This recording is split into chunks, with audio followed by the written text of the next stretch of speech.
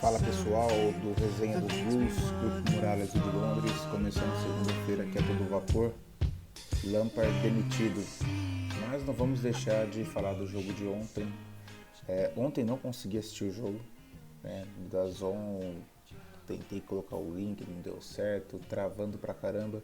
Então vou puxar aqui o pessoal que assistiu e decidiu compartilhar aqui com a gente, que é o Brunão Pinguinha e o Cristiano Franco do Chelsea BH, Chelsea Fans BH. Legal pessoal, agradeço desde já. E Brunão, cara, queria que você falasse aí, começando, o que você achou dessa partida e do já demitido Frank Lampard, né? Quando você mandou esse áudio, ainda não tinha sido. Mas conta aí um pouquinho, dá uma visão geral de como foi o jogo, cara. Eu sei que você também no grupo elogiou muito o Billy Gilmour. Conta pra gente um pouquinho melhor. Bom, primeiramente eu vou começar falando do Lampard, que eu acho que é o assunto principal do Chelsea, querendo ou não, de uns tempos pra cá, é o Lampard. Por ele passa a formação e etc. O Lampard hoje decidiu iniciar com uma formação diferente, com jogadores diferentes que mereciam espaço.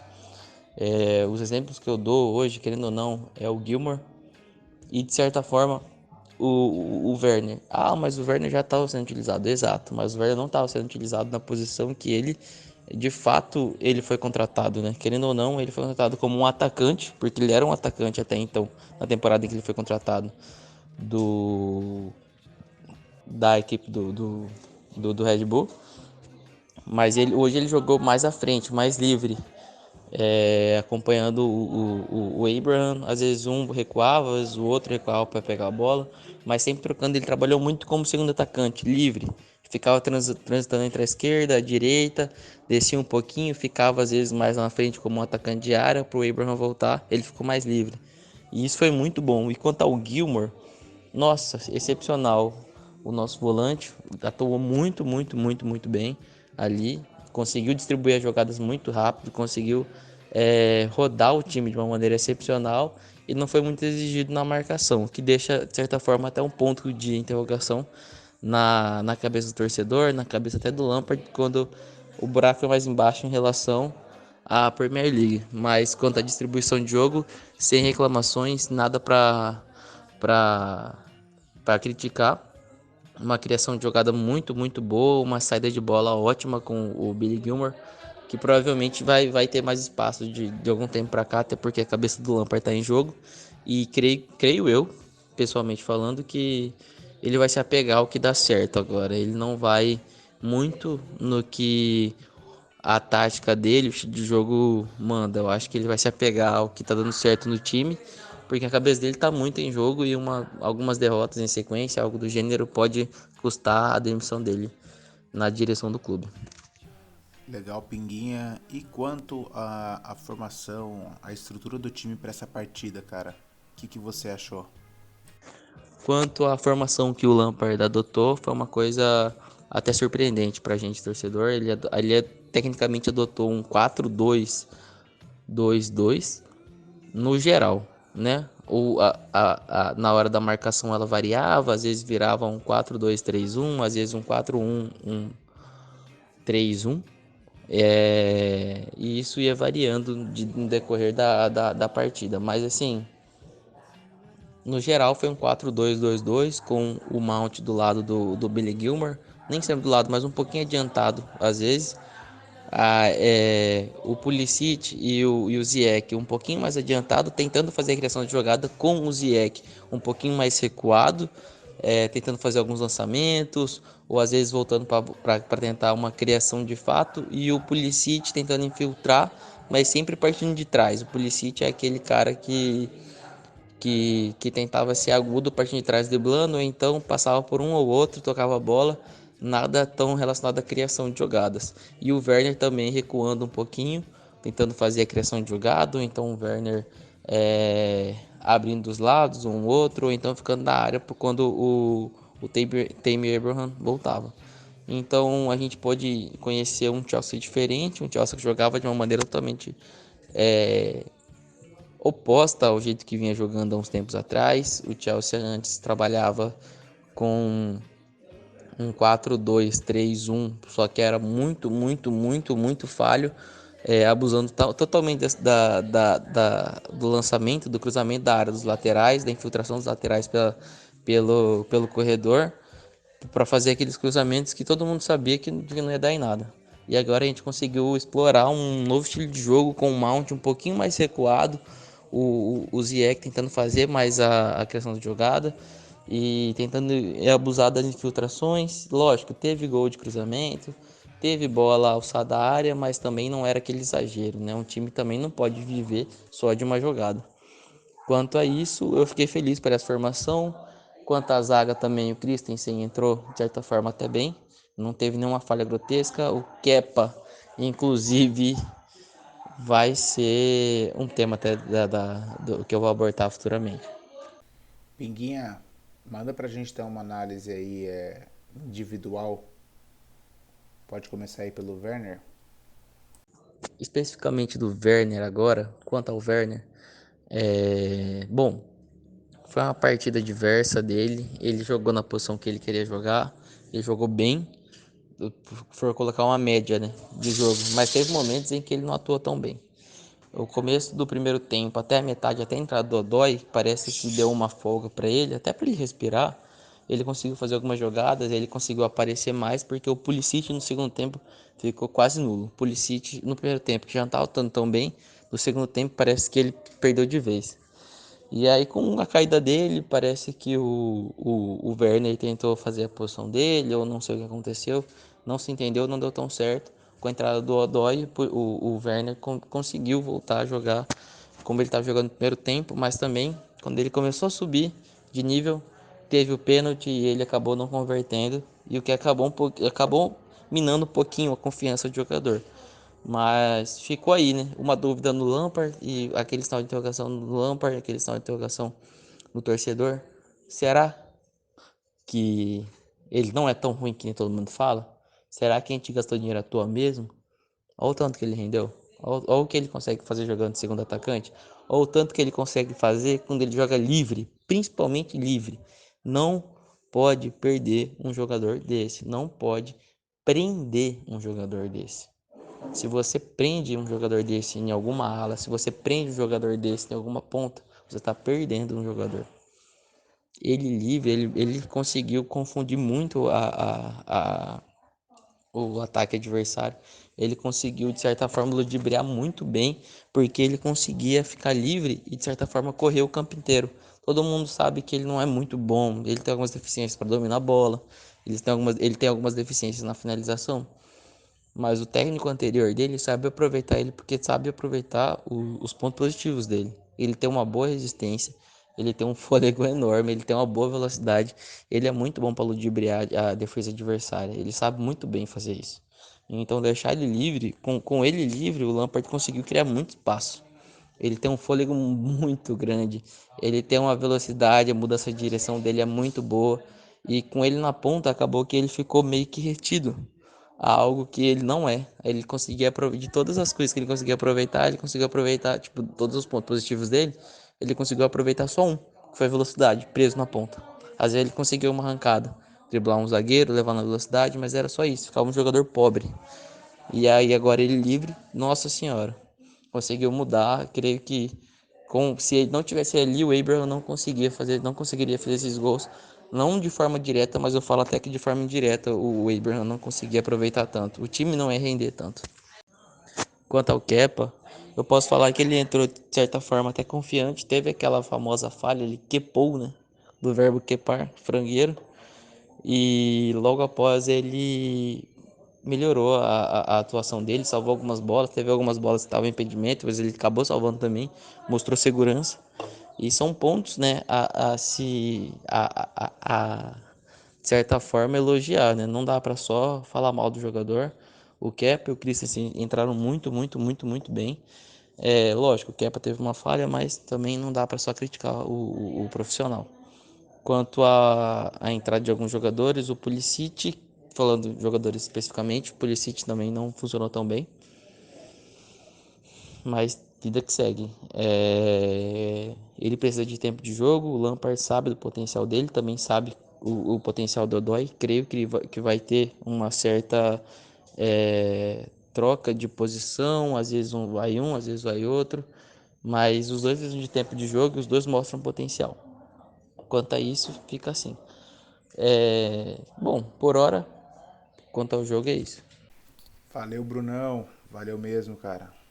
Bela visão. Umas cutucadas aí nos jogadores. E também no já demitido Frank Lampard. Agora eu queria a opinião do Cristiano. Cris, manda pra gente. Salve Felipe, resenha dos Blues, Muralha Azul de Londres, vovô blogueiro e a turma do Chelsea Fan BH. Olha, o Chelsea está classificado sim, mas ainda muito pressionado. Hoje teve jogo pela Copa da Inglaterra contra o Luton Town e vamos dar a visão geral sobre esse jogo. Chelsea e Luton Town, 27 anos depois do último duelo entre as equipes na Copa da Inglaterra, os times decidiram uma vaga para a final da Copa no ano de 1994 em Wembley. Dessa vez o jogo está marcado para Stamford Bridge, quarta rodada, e Frank Lampard mais uma vez não contou com o N'Golo Kanté. Nosso treinador mandou a campo Kepa, James, Zuma, Christensen e Emerson. O meio-campo teve o jovem talentoso Billy Gilmour, Mason Mount e Hakim Ziyech. No ataque, Christian Pulisic, Timo Werner e Tammy Abraham. Essa foi a quinta vez na história da Copa que Blues e Hatters se encontraram na competição e a vantagem é do Orgulho de Londres. A primeira parte do jogo foi boa, com muita movimentação por parte do Werner, Ziyech e do James. Mount e Abraham atuaram muito bem. O Chelsea marcou 2 gols rapidamente com o Tammy Abraham. O Luton chegou ao gol do Kepa em 3 oportunidades no primeiro tempo. Uma delas contou com a falha do nosso goleiro e marcou seu gol. Destaque negativo ficou por conta da atuação do Christian Pulisic, que pelo terceiro jogo consecutivo não jogou bem. No segundo tempo, o confronto não foi fácil para o Chelsea. O Luton Town valorizou a classificação azul para a próxima fase, quando os Blues vão enfrentar o Barnsley fora de casa. O Chelsea já jogou com o Barnsley nessa temporada, foi na Copa da Liga. O Chelsea ganhou de 6-0 em Stamford Bridge e foi um dos grandes jogos do Kai Havertz, que fez 3 gols naquele jogo. O nosso adversário no jogo de hoje, o Luton Town, teve como figura principal o seu goleiro Sluga, que segurou um chute a queima-roupa do Pulisic e depois defendeu uma penalidade cobrada pelo Timo Werner. O Werner está azarado nas finalizações. O Werner teve 2 tempos distintos, nosso atacante alemão. O primeiro tempo, muito bem, se movimentando, criando espaços. Já no segundo tempo, teve uma atuação um pouco apagada e só mudou quando o Frank Lampard colocou o Kalum Hudson-Odoi em campo. Nosso talentoso jovem Blue jogou poucos minutos, mas correspondeu à altura. Deu assistência para o Tammy Abraham, que saiu de campo com um hat-trick no currículo, marcou os 2 gols no primeiro tempo, mais 1 no segundo, e levou a bola do jogo para casa. Teve a penalidade, o Timo Werner cobrou, o goleiro Sluga foi bem, uma bola a meia altura, defendeu, sem chance de nenhum tipo de rebote. O Werner ficou muito irritado, tentou ali rasgar a gola da camisa, não conseguiu, mas final do jogo em Stamford Bridge, Chelsea 3, Luton 1. Esse foi o 5º confronto entre as equipes. Foram 3 eliminações que o Chelsea cedeu ao Luton. O Luton Town passou apenas uma vez. O Luton entrou em campo para decidir quem avançava para a rodada 5 do torneio de futebol mais antigo do mundo e foi eliminado. Mas o Chelsea de Lampard, Gilmour e companhia não tiveram 1 minuto de conforto na partida. No segundo tempo, o Luton se compactou, obrigou o Chelsea a fazer o seu velho jogo de troca de passes rápido, mas Tammy Abraham estava hoje iluminado, se posicionou bem nos minutos finais, com a ajuda do Kalum Odoi, marcou mais um, 3-1, avançou o Chelsea, que na próxima fase já tem definido o Barnsley, que eliminou o Norwich. Saudações, povo Blue, bandeira azul, sempre lá no alto. Valeu! Valeu, Cris. E quanto ao Kepa, cara, uma visão geral também sobre o nosso goleirão. Ou não, né? Ou não tão goleirão. Hoje, reserva do Chelsea, Kepa Arrizabalaga, na partida contra o Luton Town. O Kepa chegou badalado, goleiro da seleção espanhola, assumiu a titularidade do Chelsea, mas cometeu erros e hoje é o reserva imediato do Edouard Mendy. Tem jogado apenas nas Copas e vamos falar um pouco da atuação do Basco no jogo de hoje contra o Luton da segunda divisão. O Frank Lampard rodou o elenco para a disputa de uma vaga na Copa da Inglaterra. O titular do gol, o senegalês Edouard Mendy, descansou. Ele já não tem jogado no torneio mais antigo do mundo. E o dono da meta azul contra o Luton, mais uma vez, foi o espanhol Kepa Arrizabalaga. O Kepa perdeu a confiança do torcedor depois de falhas e mais falhas que comprometeram a campanha azul em vários jogos. E paga até hoje o preço de ser o goleiro mais caro do mundo. Contra o Luton Town em Stamford Bridge, era esperado que o nosso goleiro não se destacasse, afinal, o Chelsea estava jogando contra um time da segunda divisão inglesa. O Arrizabalaga correspondeu quando foi exigido, logo no início da partida, quando conseguiu interceptar uma finalização do Luton sem maiores dificuldades. Os visitantes chegaram até o gol do Chelsea em 3 oportunidades no primeiro tempo. E na segunda vez, o torcedor do Chelsea viu o Kepa dos velhos tempos. Uma jogada do Luton pelo lado direito do ataque. O atacante Clark recebeu a bola dentro da grande área, finalizou de primeira e o nosso goleiro aceitou um chute, entre aspas, defensável. A bola entrou, mas foi um chute fraco. E a bola passou, toque na mão. Um lance constrangedor, mas que o torcedor Blue praticamente se acostumou a ver em toda a temporada passada, até o Kepa ser sacado. Lembrando que o Kepa, em sua trajetória no Chelsea, desde que ele chegou, ele foi barrado 4 vezes do time titular. Então, pouco provável o futuro a longo prazo dele no Orgulho de Londres. No segundo tempo, o Kepa melhorou a atuação. Não concedeu mais gols, mostrou segurança, evitando gols do adversário em 2 oportunidades. O primeiro lance em um ataque do Luton Town pela direita e, na sequência, evitando uma finalização após uma cobrança de escanteio. O lance foi até anulado por impedimento depois. O Kepa, ele recebeu uma nova chance de defender a meta do Chelsea na Copa da Inglaterra, cometeu uma falha no primeiro tempo. Na etapa final, jogou melhor, só não é possível dizer que ele se redimiu da falha porque o lance terminou em gol do adversário. Seu erro determinou que sua atuação seja apenas uma atuação regular. Se alguém fosse dar uma nota, se eu tivesse que dar uma nota para ele, como foi uma atuação regular, uma nota 6, para passar de ano. Porque ele falhou, mas o Chelsea em nenhum momento teve ameaçado pelo Luton Town.